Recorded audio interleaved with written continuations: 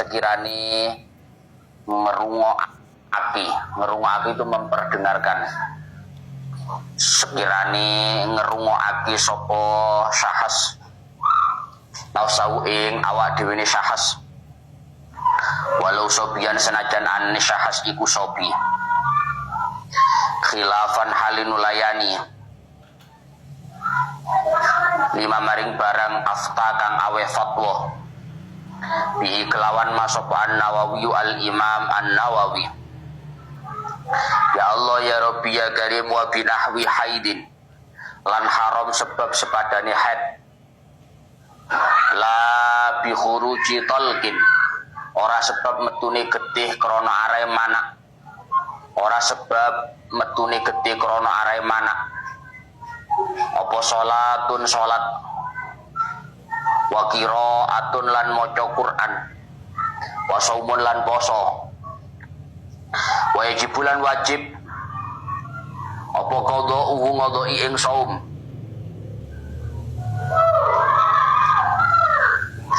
las salati ora wajib ngadai ing salat, las salati ora wajib ngadai ing salat, bal yahrumu bali haram apa qada'uha ngadai ing salat, apa qada'uha ngadai ing salat alal aujahi miturut ing atase kaul kang luwih duweni wajah, alal aujahi miturut ing atase kaul kang luwih duweni wajah. Wa taharatu tsaniya al-ghuslu. Pun Pak. Pakai sing terang dulu. Sekarang melanjutkan keterangan kemarin membahas tentang ma yahrumu bil hadas. Hal-hal yang haram untuk dilakukan ketika seseorang itu dalam kondisi hadas, artinya tidak memiliki wudhu. Kalau wudhunya batal, artinya dalam kondisi hadas, maka seseorang diharamkan untuk melakukan beberapa hal. Di antaranya kemarin yang sudah disebutkan adalah haram untuk membawa dan menyentuh mushaf. Meskipun mushaf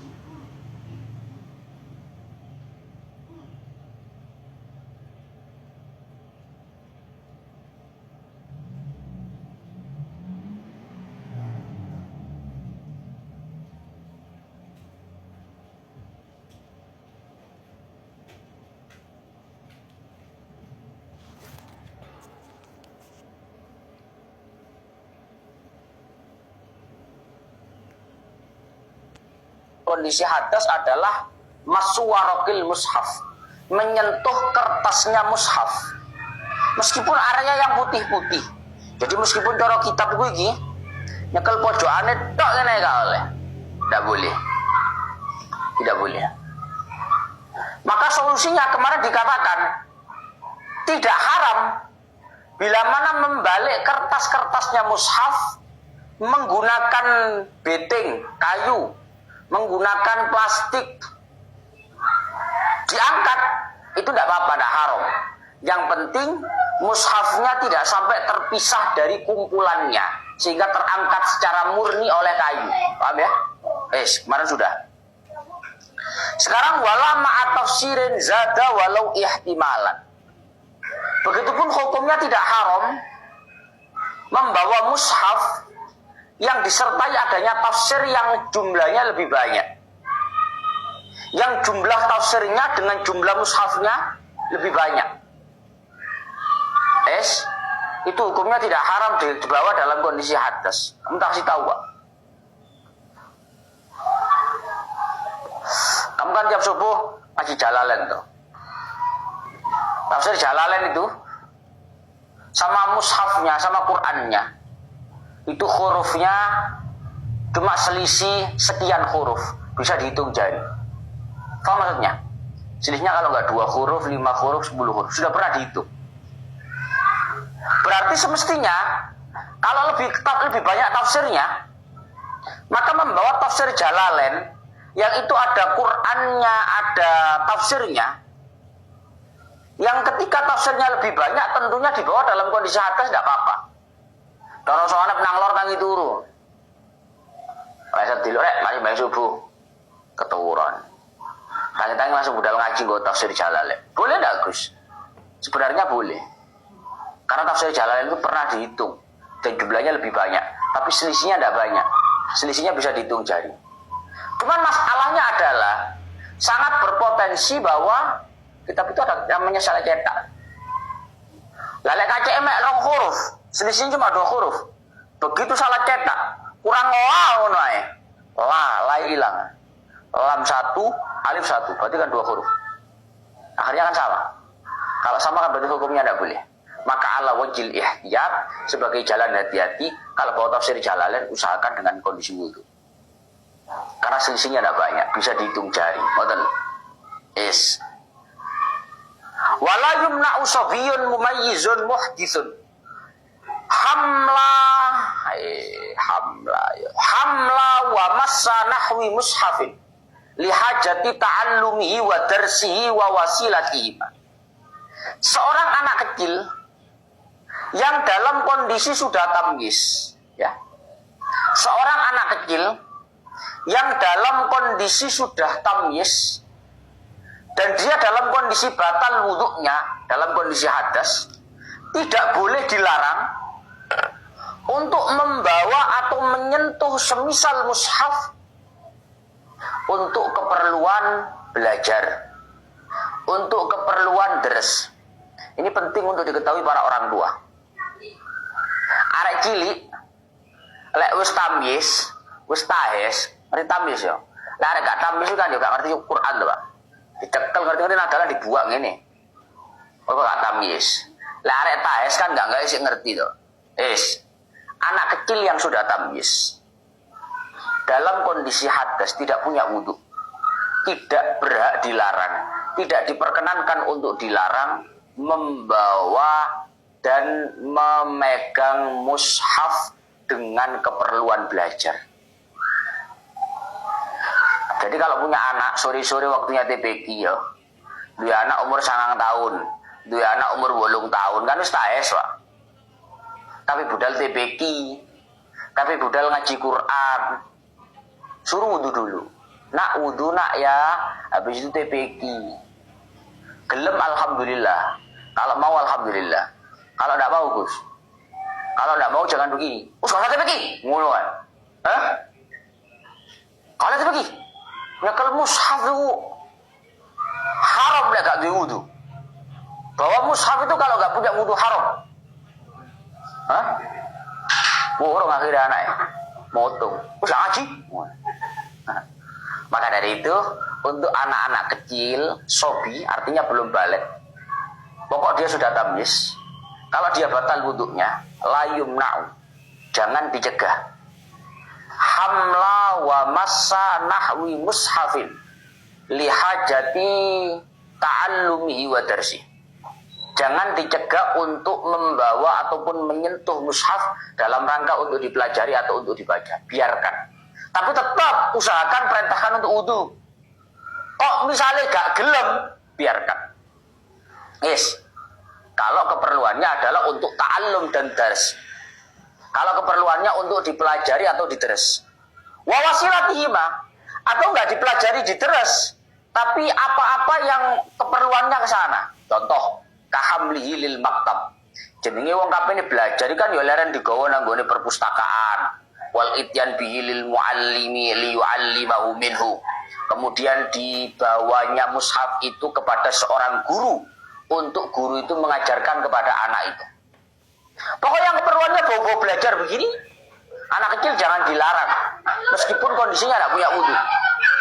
Meskipun dalam kondisi tidak punya wudu, jangan dilarang untuk memegang, menyentuh ataupun membawa mushaf. Meskipun dalam kondisi hadas. Ya. Karena ada satu hajat yang urgent di sana. Itu kalau tamyiz. Wa yahrumu tamkinu ghairil mumayyizi min nahwi mushafin walau ba'du ayat.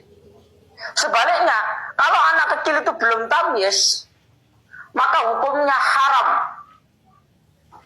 untuk memberikan kesempatan. Haram untuk memberikan kesempatan kepada anak kecil yang belum tamyiz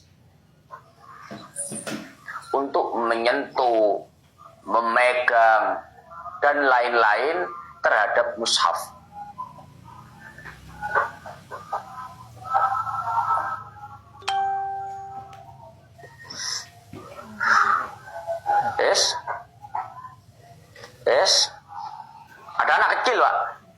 usianya masih 4 tahun, 5 tahun, durung tamis ya. Ambil barungnya. Iki lho, Quran, jare balake Quran. Digawa metu. Ngerti-ngerti, gak ketok arek cilik metu, gak ketok. Ngerti-ngerti mushafnya ini, Quran ini diuyu ya. Dikencing. Marono Faruk ngamuk-ngamuk. Ya Allah, cek gak ilo, sing gak ilo sing memberikan kesempatan. Kenapa? Kamu sudah tahu anak ini belum tamyiz, kok kamu tamkin? Kamu beri kesempatan dia untuk menyentuh, membawa mushaf itu. Itu hukumnya awal memang haram. Karena apa? Karena semestinya anak kecil yang belum tamyiz itu tidak diberi kesempatan tentang itu. Di sini ngono loh. Gak apa-apa Gus, jagat cilik kulino nyekel Quran wal. Gak perlu.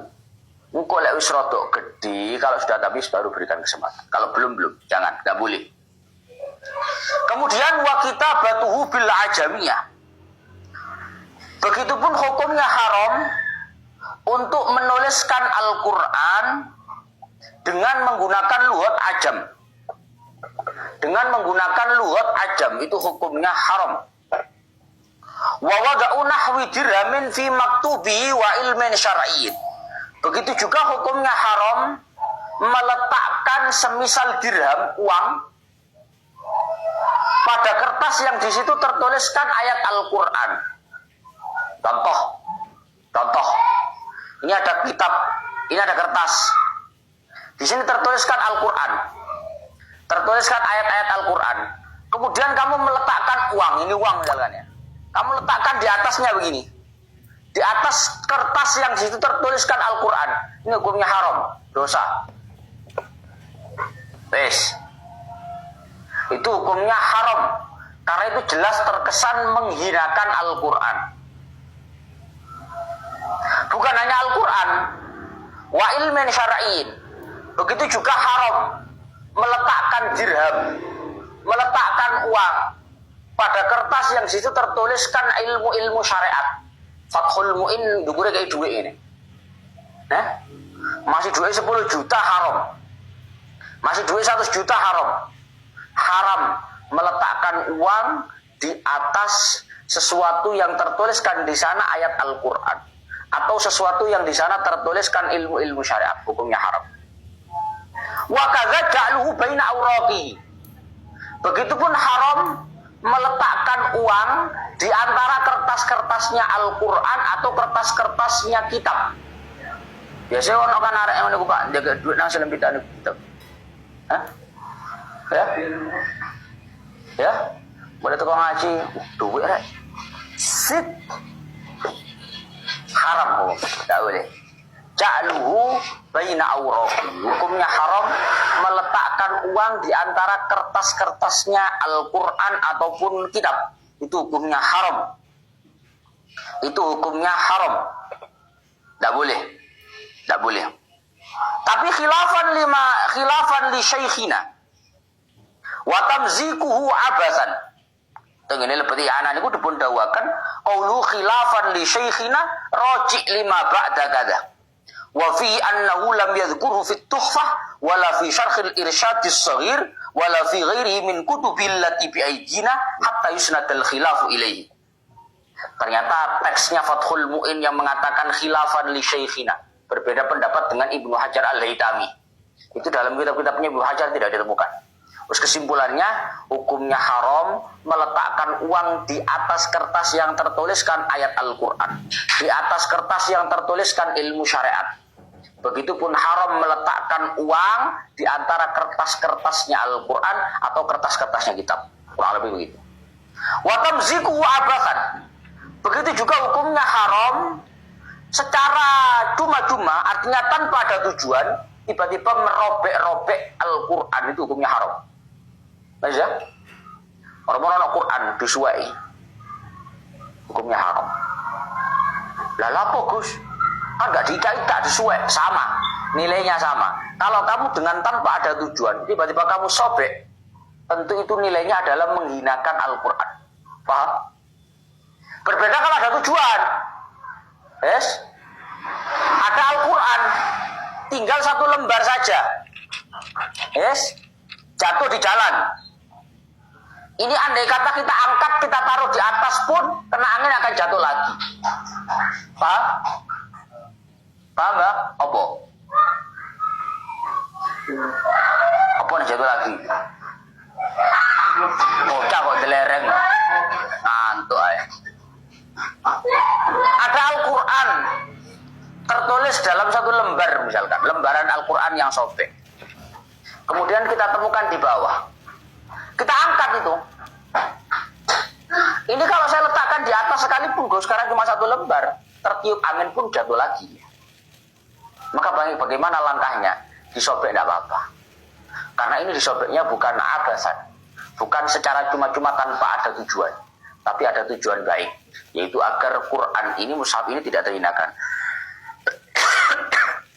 Tapi kalau memang Quran itu ada tujuannya sehingga disobek-sobek, maka tidak ada keharaman. Paham ya? Intinya kalau tidak ada tujuan, tiba-tiba disobek itu dosa, haram.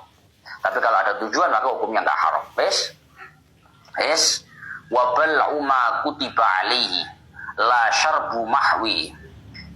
Begitupun hukumnya haram menelan sesuatu yang dituliskan Al-Quran di sana. Biasanya anak uang itu Pak, dalam dunia persuuan, tidak ada ini. Dalam dunia persuuan itu kadang ada orang itu Pak yang memang menelan, ya, menelan kertas-kertas yang di sana itu tertuliskan ayat Al-Quran. Jadi ini Pak, loro apa Faruk? Sakit nyatan Gus ditulis ayat. Wa nunazzilu pilih bola banyu. Wah subir, haram. Bal'uma kutiba fihi, menelan sesuatu yang Quran dituliskan di sana, itu hukumnya haram. Kenapa? Karena dengan ayat Al-Quran itu masih tertulis secara utuh kemudian ditelan, berpotensi ayat Al-Quran itu akan bertemu najis dalam perut kita. Yes? Dan mempertemukan ayat Al-Quran dengan najis itu adalah satu penghinaan. Yes? Lasar bumahwi. Tapi tidak haram meminum leburan Al-Quran. Leburan Al-Quran. Itu ngerti biasa ya? Lek wayahe malam Asyuraan, lek wayahe malam Muharraman ngono kae, iku ditulisno, Pak. Nesbidol. Kemudian masukkan dalam air galon. Dilarutkan sampai kertasnya hancur. Yes? Kertasnya hancur. Entah kertasnya ikut diminum ataupun tidak ikut diminum, tapi yang jelas hancur. Diminum glek. Haram enggak, Gus? Tidak haram. Kenapa enggak haram? Karena sudah mahu, karena sudah hancur. Sehingga untuk kata-kata bertemunya najis dalam perut dengan Quran itu tidak ada. Mana yang Quran? Potong hancur gitu. Tidak ada Quran. Sehingga hukumnya tidak paham ya? Yes. Wa matur rijli lil mushaf malam yakun ala murtafiin. Begitupun hukumnya haram menyelonjorkan kaki, menjulurkan kaki kepada mushaf jika mushaf itu tidak pada area yang tinggi, tidak pada tempat yang tinggi. Apa?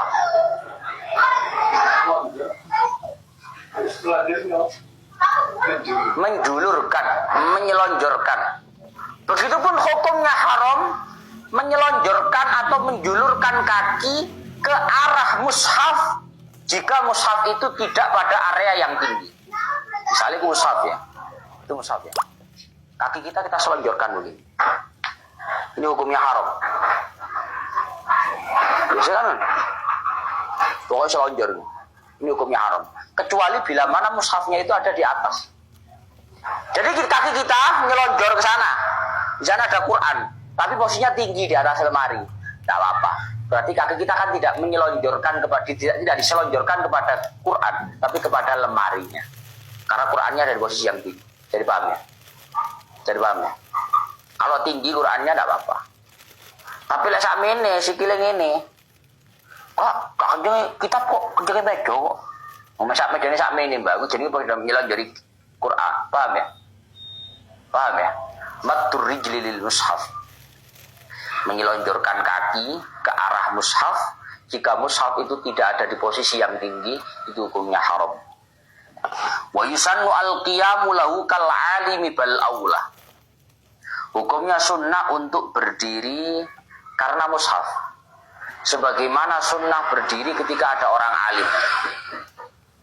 Hukumnya sunnah untuk berdiri karena mushaf. Sebagaimana hukumnya sunnah berdiri karena ada orang alim.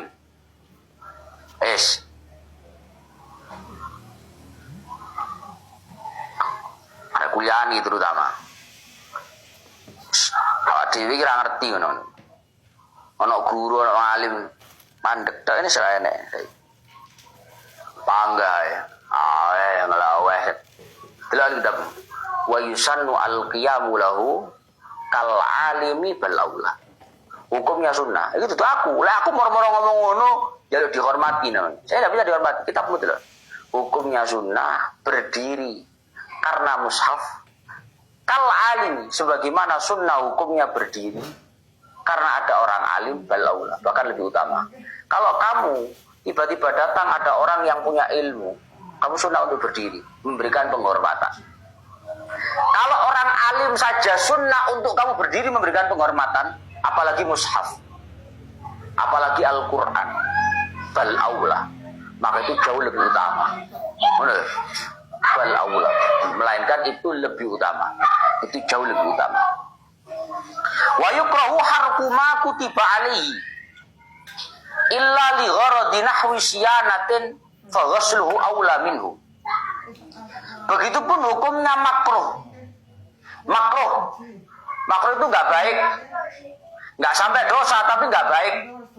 Membakar apa-apa yang tertuliskan mushaf kecuali dengan tujuan semisal menjaga. Wis yo, kitabe awake kok ngaji TPQ biyen. Ono ayat-ayat Al-Qur'an potongan-potongan kan itu mushaf, Pak. Mushaf kan setiap ayat Al-Qur'an yang memang dituliskan untuk dibaca itu kan mushaf. Wis, kitab ngaji TPQ biyen, Qur'an-Qur'ane awake. Akhirnya kakak Gus, kak keramut ya. Lugur ke sikil-sikil, jatuh ke injak-injak. Akhirnya dalam rangka menjaga, tak bakar aja ya. Boleh nggak saya bakar, Gus? Boleh, tapi makruh. Nggak sampai dosa, tapi makruh.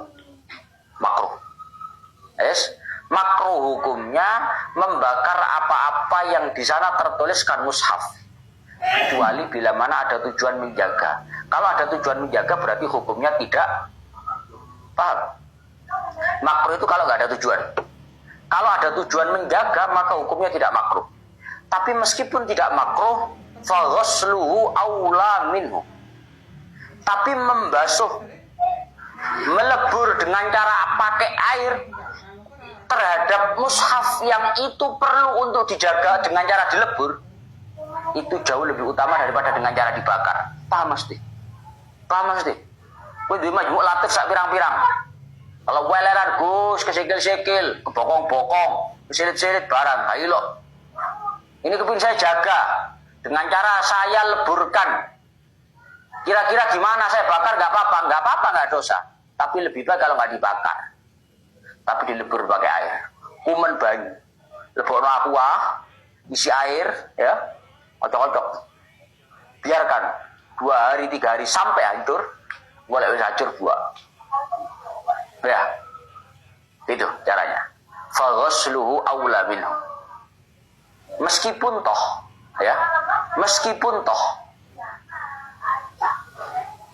membakar mushaf itu ada tujuan untuk menjaga, tetap tujuan menjaga itu lebih baik direalisasikan dengan cara dibasuh pakai air daripada dibakar pakai api. Gitu. Kurang lebih begitulah keterangannya. Wa yahru bil janabati al muksu fil masjid wa qira'atu qur'anin bi qasdi walau ba'da ayatin bihaitsu yusmi'u nafsahu walau sabiyan khilafan lima afta bihin Nawawi. Keterangan dari kemarin itu adalah larangan-larangan bagi orang yang dalam kondisi hadas kecil, batal wudu. Kalau dalam kondisi hadas besar, Gus, misalkan junub, haid dan lain-lain, apakah semisal kayak Quran itu kasusnya cuma haram dibawa dan disentuh saja? Kan kalau kemarin nggak punya wudu, yang haram itu dibawa dan disentuh. Kalau dibaca kan nggak haram. Itu khusus kasusnya untuk orang yang batal wudu. Tapi kalau orang yang dalam kondisi junub hadas besar, itu larangannya nanti tambah. Salah satunya haram juga untuk membaca Al-Quran. Gak cuma haram membawa dan menyentuh, tapi haram juga untuk membaca Al-Quran. Haram. Yes. Dalam melok tahlilan di apa, Gus? Ada wanita haid ikut tahlilan. Qul huwallahu ahad. Ngantuk kayak baik. Allahu samad. Ini hukumnya gimana? Apakah haram? Yes. Maka untuk hukum membaca Al-Quran bagi wanita haid itu memang hukumnya haram. Cuman ini ada perincian yang panjang. Aku kelanjutannya menewai. Aku syukuri lu sampai ada. Oh, tak menten aja besok ila akhir Allah alam.